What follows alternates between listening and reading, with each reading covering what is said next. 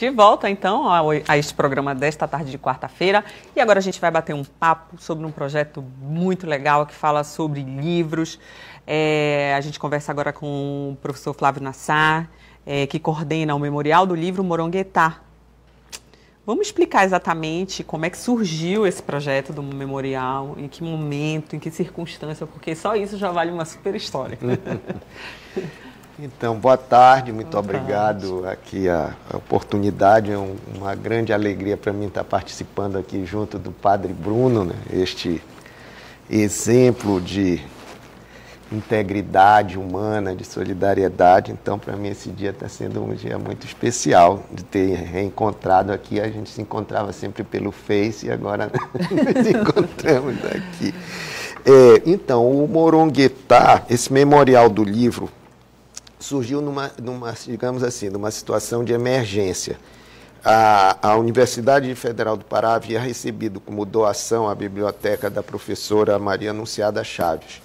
E como não existia uma política institucional para aceitar essas doações dessas bibliotecas, a universidade vinha recusando esses verdadeiros tesouros que eram essas bibliotecas, né, desse modelo, digamos assim, de intelectual ali da metade do século XX e assim por diante. Então, não existia internet, não existiam bibliotecas públicas, as pessoas tinham que construir suas próprias bibliotecas. Então, tem pessoas com biblioteca de 5.000 livros, 6.000 livros, 4.000 livros e assim por diante. Então, esse imenso tesouro, né, estava se perdendo, né? Não tinha uma forma de, digamos assim, reciclar aquela mídia que suporta o nosso conhecimento, né? Então, nós tínhamos uma oportunidade, recebido um convite através do Fórum Land, um convite do IFAM, se a gente gostaria de ocupar aqueles prédios ali da ladeira do castelo, né? Onde começou a República. Lá foi a primeira. Então vamos ter que fazer uma marca lá. Vai ter que deixar E então tinha um oferecimento de recursos, e aí a gente, a universidade, através do Fórum Land, entrou em negociação com a arquidiocese e finalmente obtivemos a possibilidade de desenvolver esse trabalho. Então, por que Memorial do Livro? O Memorial do Livro, porque nós estamos justamente... A nossa civilização, ela não é apenas, como nós chamamos, né, as civilizações do livro, porque foram as civilizações baseadas nas escrituras, né? Mas nós somos a civilização do livro porque tudo mais que nós chegamos aqui por conta do livro. Quer dizer, o livro foi a principal mídia que suportou, que difundiu o conhecimento humano. E, queiramos ou não, essa mídia agora está começando a ser descartada, a ser colocada de lado. Por quê? Porque surgem outras mídias, né, as mídias eletrônicas, e que substituem o papel do livro, né? Então, a ideia é o seguinte: vamos homenagear o livro, porque assim a gente está homenageando, refletindo sobre a nossa civilização, né? Então, tudo que para o bem ou para o mal nós somos hoje, a gente deve ao livro. E também porque a partir do momento que se começou a questão recebemos a Biblioteca Anunciada Chaves, surgiram logo outras pessoas querendo doar suas bibliotecas. Então surgiu a família do Dr. Roberto Santos, né, e a família do Dr. Clóvis Ferro Costa. E também a universidade também estava recebendo a imensa coleção do professor Clóvis Moraes Rego, um intelectual paraense, foi vice-governador e tem uma coleção de documentos, obras raras impressionantes. Inclusive tem até um documento que foi doado para a universidade dessa coleção, autografado por uma carta do Carlos Gomes para o governador Paz de Carvalho, né? Só para você ter uma ideia assim das maravilhas que nós temos lá. Então, vamos criar justamente essa ideia do Memorial do Livro para abrigar esse tipo de acervo, que, como eu disse, hoje em dia não é mais, por não existir mais esse tipo de intelectual, um intelectual, digamos assim, liberal, autônomo, que autodidata, como algumas dessas pessoas que estão lá e que foram pessoas assim extraordinárias para o nosso conhecimento, e distribuindo isso nesse espaço. Isso hoje também é uma tendência da própria ciência da biblioteconomia, de você estudar esses acervos, né? Porque, por exemplo, se eu vou estudar a obra de um autor, se eu conheço as fontes de referência, se eu conheço a livraria dele, os livros dele, eu posso mais ou menos traçar um perfil, né? Não só individual, como eu posso traçar um perfil de época, né? Então, se eu tenho essas bibliotecas dessas importantes personalidades, nós podemos traçar, além de conhecer os livros, podemos traçar um perfil desses intelectuais.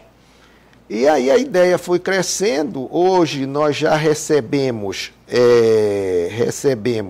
a biblioteca do professor Inocêncio Machado Coelho, que é um dos grandes intelectuais que nós tivemos no século passado, no Pará, que é um desses exemplos de um autodidata, né?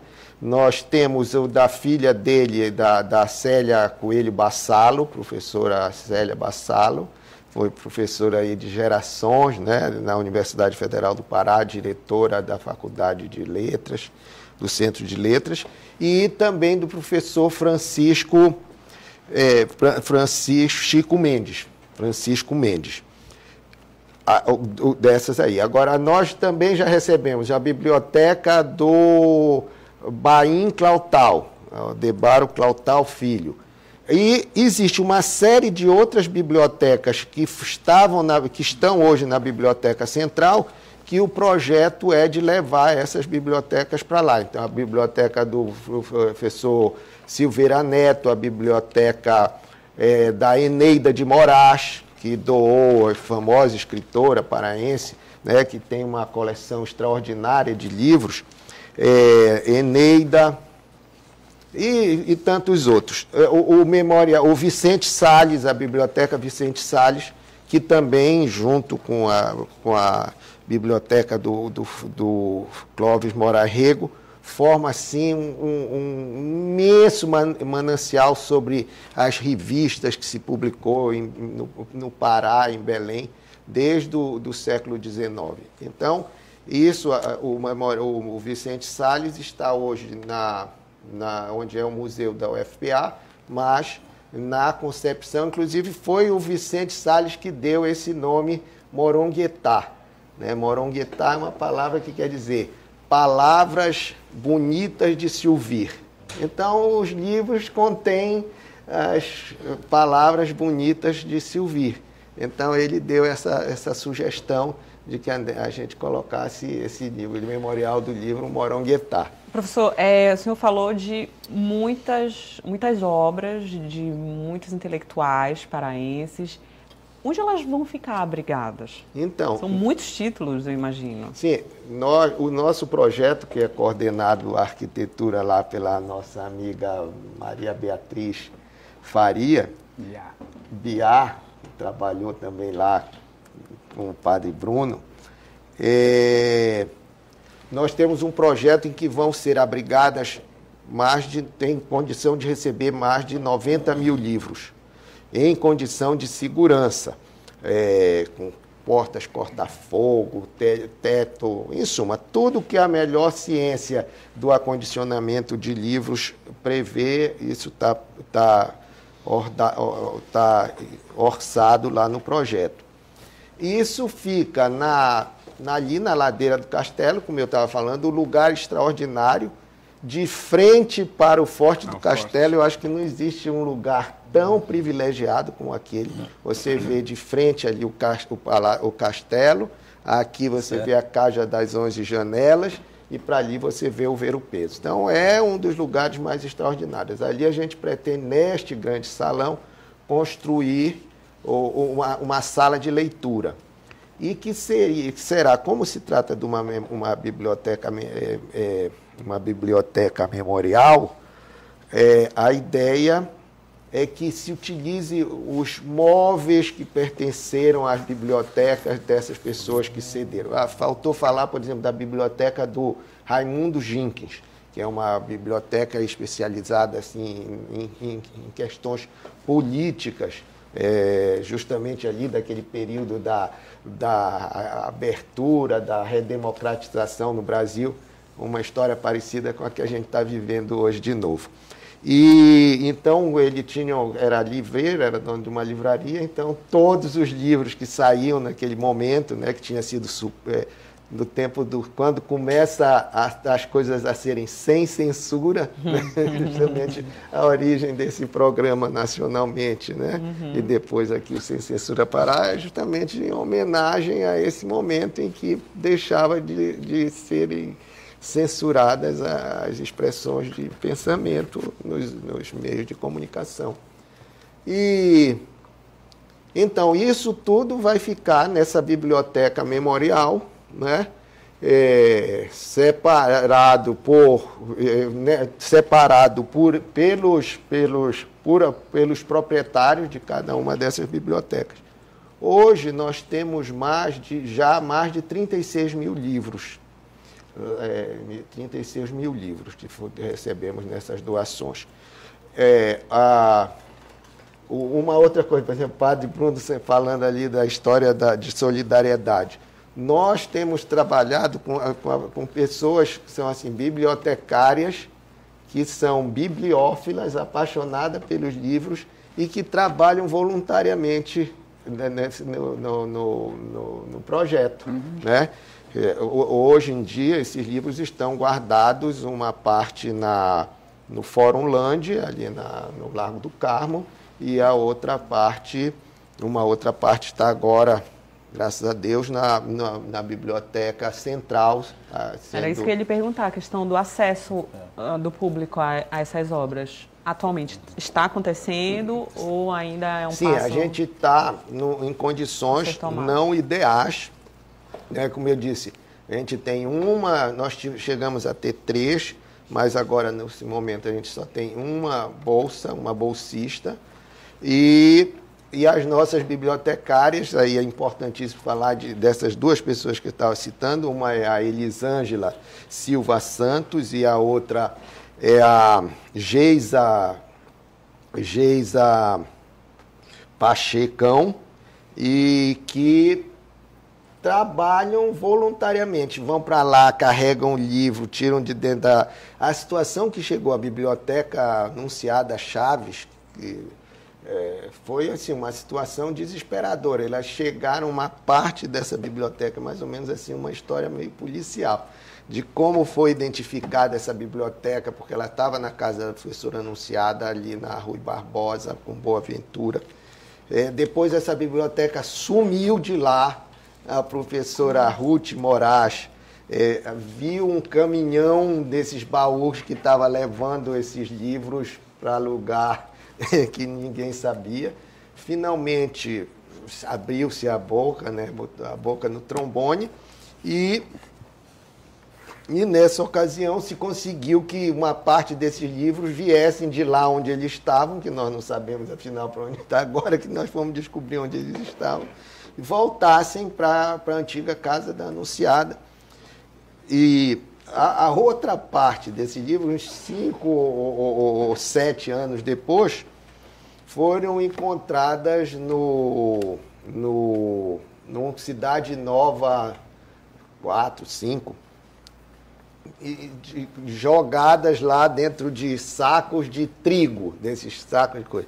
Então você imagina, aí nós conseguimos, também foi uma pessoa que voluntariamente, o Sabá, o doutor Sabá, que viu os livros, arranjou um transporte e um dia chegaram esses livros lá na nossa sede do Fórum Unânime. Então você imagina o desafio de trabalhar isso com recursos muito exíguos.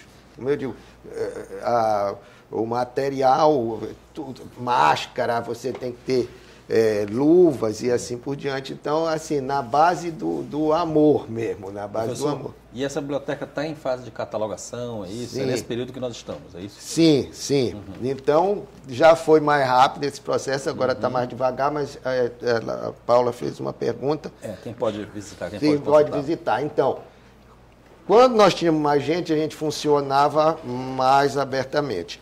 Quando agora, por exemplo, a gente está recebendo principalmente pesquisadores, né, que tem um acervo imenso na área de educação, de história da educação, revista de educação do Pará e assim por diante. Então, temos recebido muitas pessoas nessa área, mas aí tem que ser visita agendada.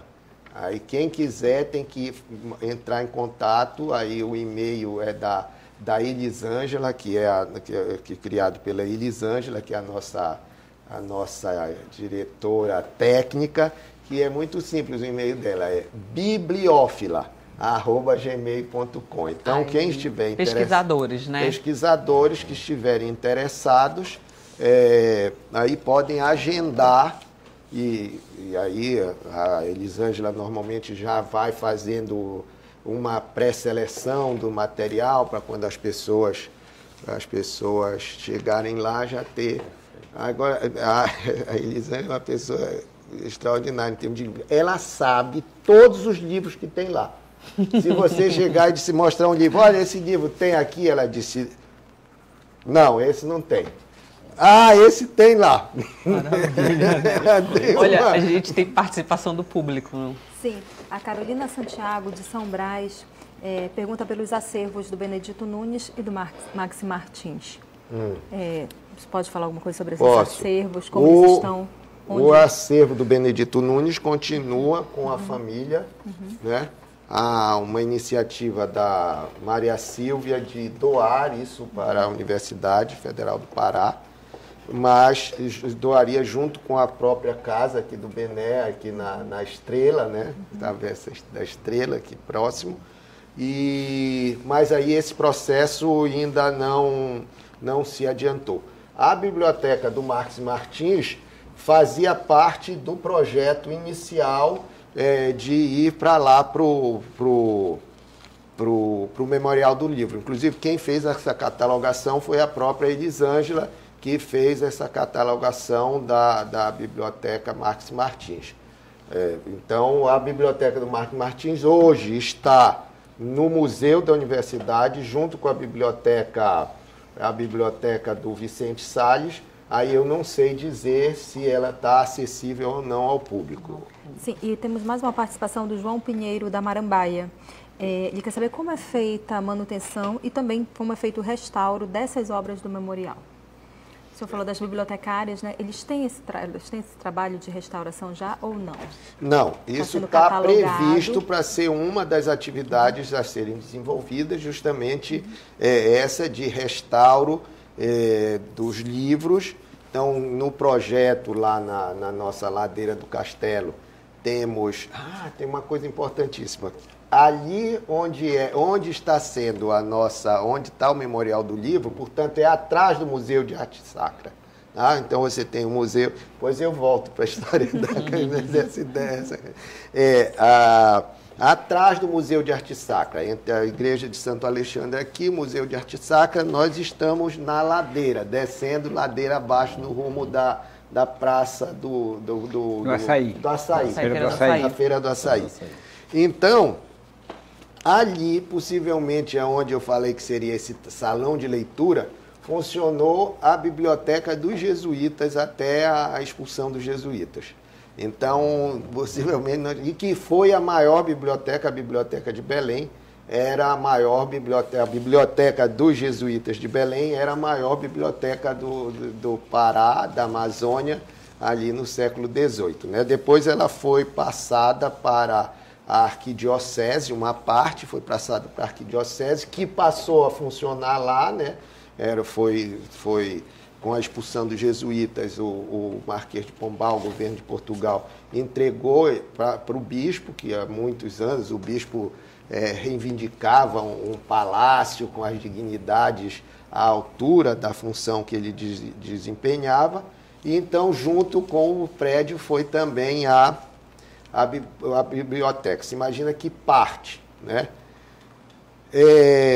Sim, voltando então ao assunto, eu queria te falar isso. E rapidinho, por favor, então, voltando ao assunto rápido. Então, nós ainda não fazemos.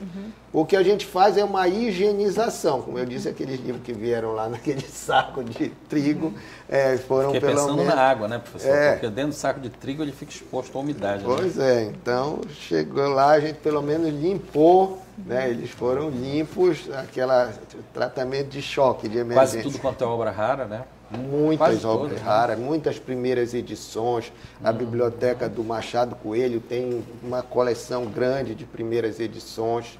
Em suma, é um patrimônio. Meu sonho é ver isso disponível para a população lá no nosso Memorial do Livro. É isso, olha, boa sorte, muito trabalho. A gente também fica na torcida. Acho que o projeto tenha vida longa e com excelentes resultados. Obrigada pela presença. Tá bom.